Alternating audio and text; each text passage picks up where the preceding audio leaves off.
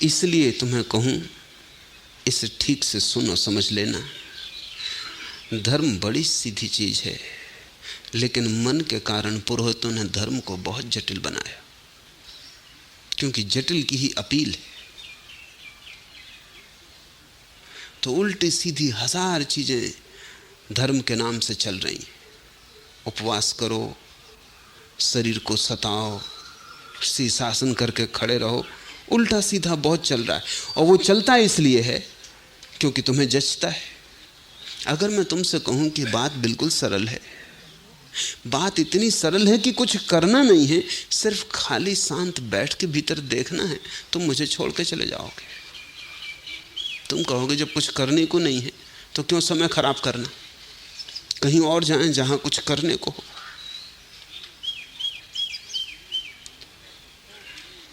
100 गुरुओं में 99 जटिलता के कारण जीते हैं। वो जितने दांव पेंच तुम्हें बता सकते हैं उतने बता देते हैं, और दांव पेंच में तुम उलझ जाते हो। मन बड़ा रस लेता है, पहुंचते कभी भी नहीं पहुंचते। तो गुरु कहते पहुंचना कोई इतना आसान है, जन्मों जन्मों की यात्रा है। नहीं पहुंचते तो गुरु समझाते हैं कि तो कर्मों का बड़ा जाल है, कहीं इतने जल्दी होने वाला है। कभी हुआ है ऐसा? जन्मों जन्मों तक लोग चेष्टा करते हैं तब होता। अब दूसरे जन्म में इन्हीं गुरु से मिलने का उपाय तो है नहीं। पिछले जन्म में जिन गुरुओं ने जटिल साधनाएं दी थी उनसे मिले इस जन्म में, कि पूछ लो कि भाई अब भी नहीं हुआ। वो बात ही नहीं होती, क्योंकि दोबारा मिलने का कोई उपाय नहीं। मिल भी लो तो पहचान नहीं होती। तुम खुद को भूल गए हो, तुम्हारे गुरु भी अपने को भूल गए। इसलिए धंधा चलता है, जटिलता पर सारा खेल है। तुम समझो इसे, हीरे जवारात बहुमूल्य क्योंकि न्यून है, उनका मूल्य उनकी न्यूनता में। खुद में कोई मूल्य नहीं है। कोहनूर 2 कौड़ी का नहीं है। क्या करोगे? खाओगे, पियोगे। समझ लो कि कोहनूर हर सड़क पे पड़े हो, कंकड़ पत्थरों की तरह पड़े हो, फिर क्या करोगे? कोहनूर की कीमत खत्म हो जाएगी। दुनिया भर में हीरे जवाहरात जितने हैं उतने बाजार में लाए नहीं जाते, क्योंकि बाजार में लाने से उनकी कीमत गिर जाएगी। बड़े बड़े भंडार हैं हीरे जवाहरातों के, उनको रोक के रखा जाता है, और धीरे धीरे बहुत कम संख्या में हीरे जवाहरात बाहर निकाले जाते हैं, क्योंकि अगर उनको सारा का सारा निकाल दिया जाए तो उनकी कीमत ही मिट जाए। इसी वक्त उनकी कीमत उनकी न्यूनता में। कोहिनूर एक है इसलिए मूल्यवान है। क्या कारण होगा इसके मूल्य का? इतना ही कि इसको पाना कठिन है। 4 अरब मनुष्य हैं और एक कोहिनूर है, तो 4 अरब प्रतियोगी हैं और एक कोहिनूर है। बड़ा जटिल मामला है। 4 अरब पाने की कोशिश कर रहे हैं और एक कोहिनूर है। बहुत कठिन है। गांव गांव, सड़क सड़क, पहाड़ जंगल, सब जगह कोहिनूर पड़े हों, कौन फिक्र करेगा? और कोई अगर बादशाह रणजीत सिंह या एलिजाबेथ अपने मुकुट में लगाएगी तो लोग हंसेंगे कि इसमें क्या है। कोहिनूर तो गांव गांव पड़े, बच्चे खेल रहे हैं। न्यूनता का मूल्य है, क्योंकि न्यूनता के कारण पाने में जटिलता पैदा हो जाती। कुछ चीजों के मूल्य बाजार में बहुत ज्यादा रखने पड़ते हैं, इसलिए वो बिकती। अगर उनके मूल्य कम कर दिए जाएं तो उनको खरीदार न मिले। अभी बड़े मजे का अर्थशास्त्र है। तुम सोचते होगे कि चीज़ों के दाम कम हो तो ज़्यादा खरीदार मिलेंगे। कुछ चीज़ें ऐसी हैं कि उनके खरीदार तभी मिलते हैं जब उनके दाम इतने हों कि ज़्यादा खरीदार ना उनको खरीद सके। रॉल्स रॉयस खरीदनी हो तो कितने खरीदार खरीद सकते हैं? उसका मूल्य इतना ऊंचा रखना पड़ता है कि जो उसे खरीद ले वो उसकी प्रतिष्ठा बन जाए कि रॉल्स रॉयस खरीद ली। वो प्रतिष्ठा का सिंबल है, प्रतीक। उसका मूल्य इतना है नहीं जितना मूल्य चुकाना पड़ता है। मगर लोग पागल हैं। और मन का ये पूरा खेल है। अगर तुम्हें परमात्मा ऐसे ही घर के पीछे मिलता हो तो तुम्हें रस्सी खो जाए। तुम कहो ये तो जन्मों जन्मों की बात है, ऐसे कहीं मिलता है। ऐसे परमात्मा अचानक एक दिन आ जाए और तुम्हें उठा ले कि भाई मैं आ गया। तुम बड़ी प्रार्थना वगैरह करते थे, शीर्षासन लगाते थे, अब हम हाजिर, बोलो। तुम फौरन आंख बंद कर लोगे कि ये सच हो ही नहीं सकता। ऐसा हुआ कि मुल्ला नसरुद्दीन ने जाल फेंका और एक मछली पकड़ ली। मछली इतनी बड़ी थी कि कभी सुनी भी नहीं गई थी। सिर्फ मछुओं की कहानियों में कि मछुए एक दूसरे को बताते हैं कि 10 मन की मछली पकड़ ली, मगर कोई मानता नहीं। सब समझते हैं कि गप मार रहा है। और मछुओं से ज़्यादा गपवाज दूसरे नहीं होते, क्योंकि वो मछलियों की कहानियाँ बताते रहते हैं कि इतनी बड़ी मछली पकड़ ली, कि इतनी बड़ी मछली ठहरी हुई थी सागर के तट पर कि हम बैठ के उसकी पीठ पर रोटी पकाए और मछली को पता ना चला। जब तक मछली को पता चला तब तक हमारी रोटी पक गई, भोजन कर चुके, तब वो हिली। इतनी बड़ी थी। एक बड़ी मछली पकड़ ली, भीड़ लग गई। नसरुद्दीन ने सब तरफ से उस मछली को जाकर देखा, सिर हिलाया और कहा कि नहीं, ये सच है ही नहीं, ये झूठ है, ये तो एक गप है, इसको कौन मानेगा। उसने कहा भाइयों मुझे सहायता तो इसको सागर में फेंक देने दो, ये मछली है ही नहीं, ये एक झूठ है। अगर परमात्मा ऐसी आ जाए चुपचाप और कहे कि मैं आ गया, तुमने याद किया था, तो तुम भरोसा न करोगे, तुम कहोगे ये झूठ है, कोई सपना देख रहा हूं, ये हो ही नहीं सकता। तुम सरल को मान ही नहीं सकते। और मैं तुमसे कहता हूं परमात्मा ऐसा ही आता है। अगर तुम्हारे मन की टेढ़ी मेढ़ी चाल ना हो, अगर तुम सीधे सरल होकर बैठ जाओ, तो परमात्मा ऐसे ही आता है कि उसकी पग ध्वनि भी नहीं सुनाई पड़ती। एक क्षण पहले नहीं था और एक क्षण बाद है। अचानक तुम उससे भर गए हो, उसके मेघ ने तुम्हें घेर लिया है, उसके अमृत की वर्षा होने लगी। तुम कभी यह भी ना समझ पाओगे कि मेरी क्या योग्यता थी और परमात्मा आया, क्योंकि योग्यता की बात तो तर्क की बात है। परमात्मा कुछ किसी योग्यता से थोड़ी मिलता है। तुम कभी समझ ही ना पाओगे कि मेरी पात्रता क्या थी, मैंने क्या किया था जिसकी वजह से परमात्मा मिला, क्योंकि करने से थोड़ी ही परमात्मा मिलता है। वो तुम्हें मिला ही हुआ है, तुम्हारे करने के पहले मिला हुआ है, तुम्हारे होने के पहले मिला हुआ है। तुम उसे खो ही नहीं सकते। मन की टेढ़ी मेढ़ी चाल कि तुम्हें लगता है खो गया, फिर खोज का सवाल उठता है। जिसे कभी खोया नहीं उसे तुम खोजने निकल जाते हो।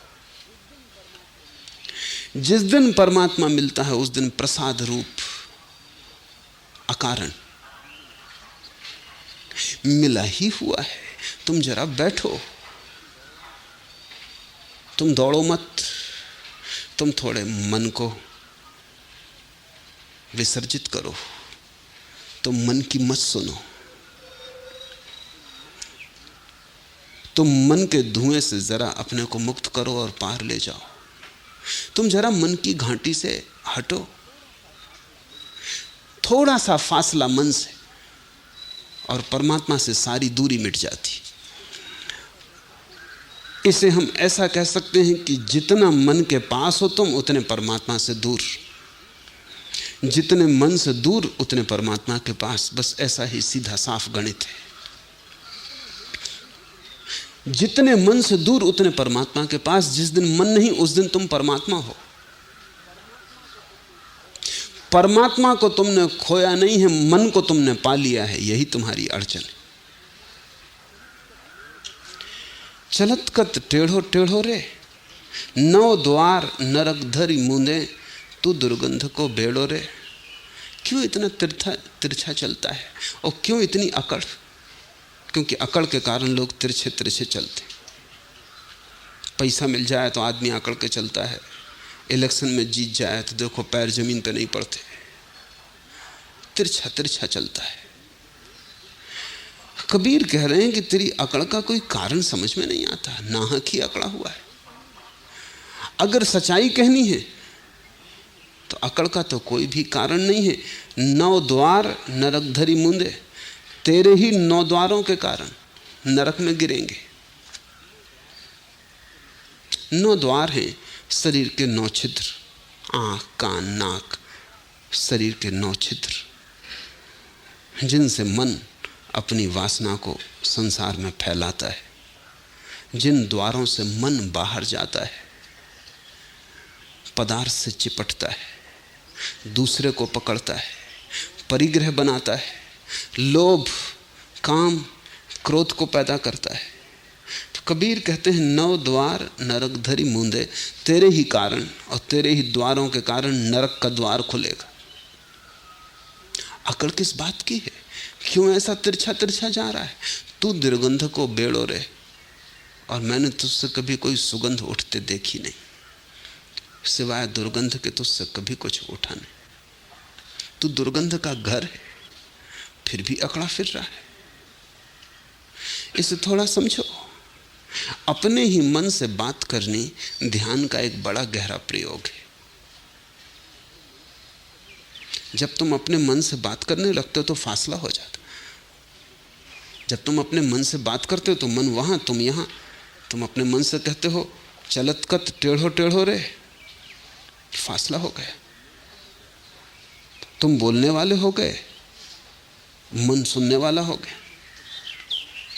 अपने मन से बात करना ध्यान का एक गहरा प्रयोग है। कभी कभी बैठ के बात करने से तुम बड़ा लाभ पाओगे, और मन के पास कोई जवाब नहीं है। अगर तुमने ठीक से बात की और चीजें साफ रखी तो मन क्या कहेगा? मन के पास कोई जवाब नहीं। तू दुर्गंध को बेड़ो रे, मन से सिवाय दुर्गंध के कभी कुछ नहीं उठता। और कभी अगर तुम्हें सुगंध मालूम पड़ती है तो तुम खोज करना, वो मन के पार से आती होगी, मन से नहीं आती। जैसे समझो, क्रोध मन से उठता है, घृणा मन से उठती है, वैमनस्य ईर्षा मन से उठती है, जलन, द्वेष, मत्सर मन से उठता है, सब उपद्रव मन से उठता है। अगर कभी तुम्हें मन से कोई ऐसी चीज भी उठती मालूम पड़ती हो जो दुर्गंध जैसी नहीं है, तो तुम ठीक से खोजना, तुम फौरन पाओगे कि वो मन के पार से आ रही। जो प्रेम मन से उठता है वो तो दुर्गंध भरा ही होता है, वो तो घृणा का ही दूसरा रूप होता है। लेकिन एक ऐसा प्रेम भी है जो मन के पार से उठता है, और उसे तुम पहचान लोगे तत्क्षण, उसकी सुगंध ही और है। जब कभी कोई एक ऐसा प्रेम उठता है जो कुछ भी नहीं मांगता, जो कुछ भी नहीं चाहता, जिसकी कोई अपेक्षा नहीं है, जैसा प्रेम बुद्ध की आंखों में दिखाई पड़े, वो प्रेम मन से नहीं आ रहा, वो मन के पार से आ रहा है। उसमें फिर कोई दुर्गंध नहीं है, उसमें फिर घृणा का कोई पहलू नहीं। तुम बुद्ध के प्रेम को घृणा में नहीं बदल सकते, तुम्हारे प्रेम को घृणा में बदला जा सकता है, तो वो प्रेम मन से आ रहा है। तो क्या हुआ मापदंड? मापदंड ये हुआ कि जो भी चीज अपने से विपरीत में बदली जा सके वो मन से आ रही है, और जो अपने से विपरीत में न बदली जा सके वो मन के पार से आ रही है। ये क्राइटेरियन हुआ, ये निकस हुआ, इस पे तुम कस लेना। तुम किसी को प्रेम करते हो, एक स्त्री को प्रेम करते हो, आज सुंदर है, कल बूढ़ी हो जाएगी, फिर भी प्रेम करोगे, ऐसा ही प्रेम करोगे। आज स्वस्थ है, कल बीमार हो जाए, कैंसर ग्रस्त हो जाए, कि कोढ़ आ जाए, सारा शरीर गलने लगे, फिर भी तुम ऐसा ही प्रेम करोगे। सिर्फ सोचो, तत्क्षण तुम जान लोगे कि नहीं कर पाओगे। आज स्त्री प्रसन्न है, तुम्हें पूजती, कल गाली दे, अपमान करे, तब भी ऐसा ही प्रेम करोगे। आज तुम्हारे पीछे छाया की तरह चलती है, तुम्हारे अहंकार को भरती। कल किसी और की तरफ प्रेम की नजर से देख ले, तब भी तुम ऐसा ही प्रेम करोगे।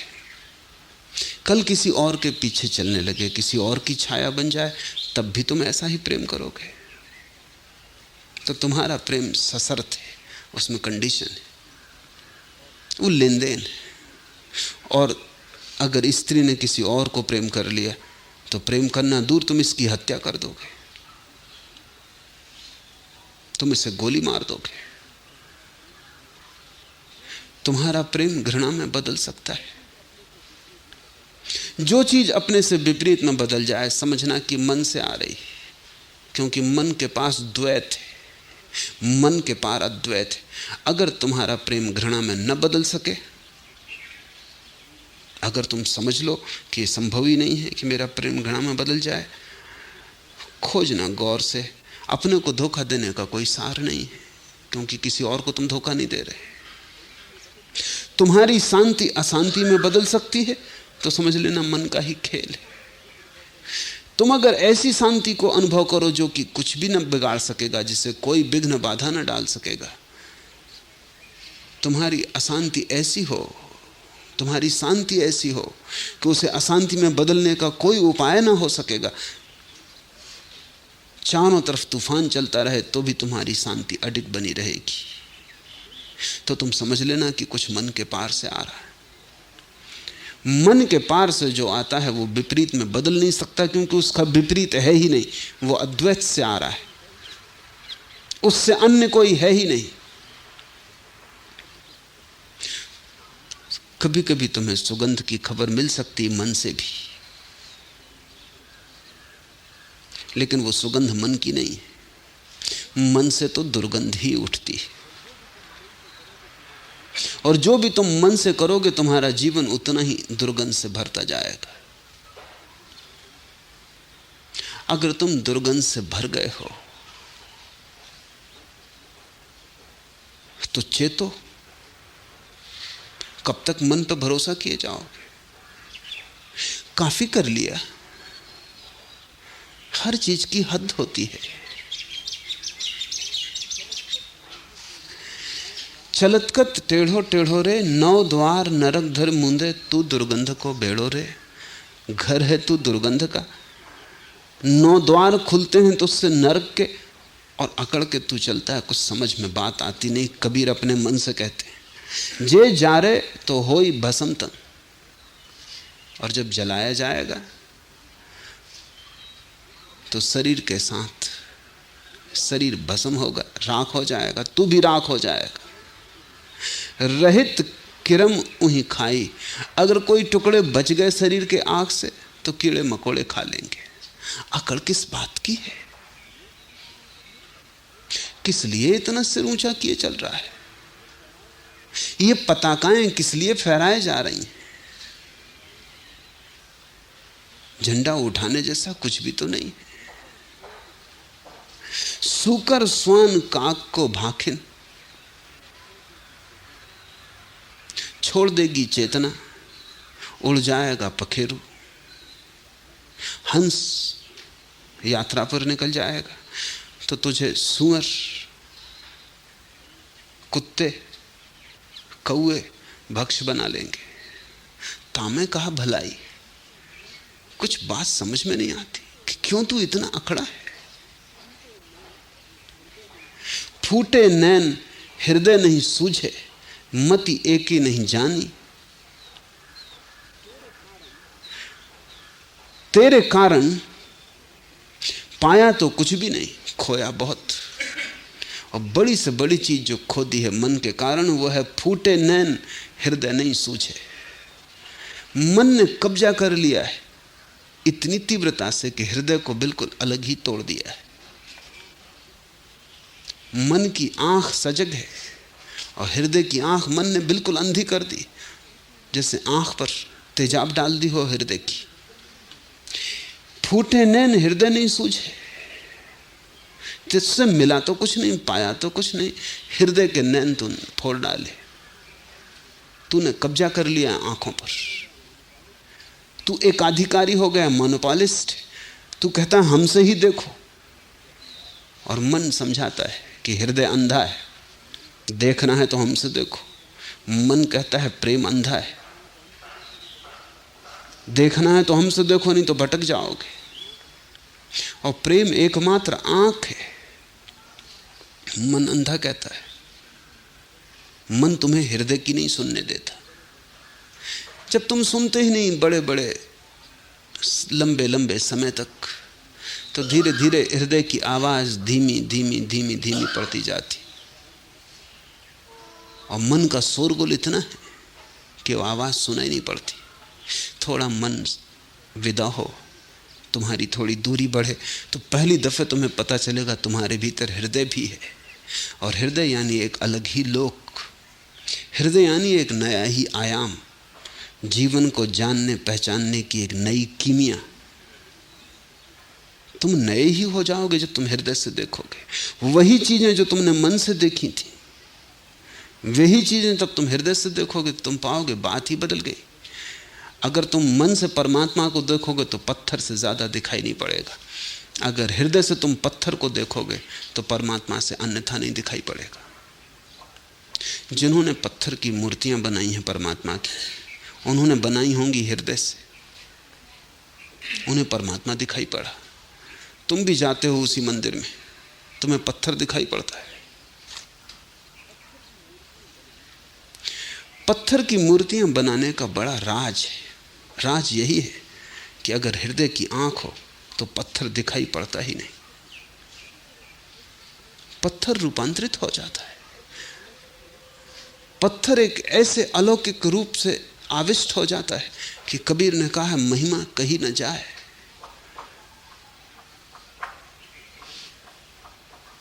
पत्थर तो तिरोहित हो जाता है, पत्थर में प्रकट हो जाता है परमात्मा, क्योंकि वो सब जगह भरा है, जगह जगह छिपा है। जरा खोदने की बात है, जैसे पानी जगह जगह छिपा है, जरा खोदा कि कुआं बन गया। लेकिन वो खुदाई हो सकती है हृदय के उपकरणों से। हृदय जोड़ता है, मन तोड़ता है। मन खंड खंड करता है, हृदय अखंड करता है। मन का सूत्र है विश्लेषण, एनालिसिस। हृदय का सूत्र है संश्लेषण, सिंथेसिस। जहां चीजें खंड खंड हैं, हृदय वहां अखंड देखता है, और जहां चीजें अखंड हैं वहां मन खंड खंड देखता है। हृदय जब परिपूर्ण रूप से सक्रिय होता है तो सारा अस्तित्व एक हो जाता है। कबीर कहते हैं, पाया तो तुझसे कुछ भी नहीं, फूटे नैन हृदय नहीं सूझे। आंख फोड़ दी तूने, दृष्टि मिटा दी तूने, और हृदय की सारी सूझ खो गई। प्रेम के पंख काट डाले तूने, प्रार्थना का उपाय न छोड़ा। यही तेरी उपलब्धि है। मति एक नहीं जानी, और प्रज्ञा की एक किरण तूने नहीं जानी, और न तूने जानने थी। मति का अर्थ है प्रज्ञा, परम ज्ञान, उसकी झलक। मन ने बहुत ज्ञान इकट्ठा कर लिया है, लेकिन उस ज्ञान में मति की जरा भी झलक नहीं है।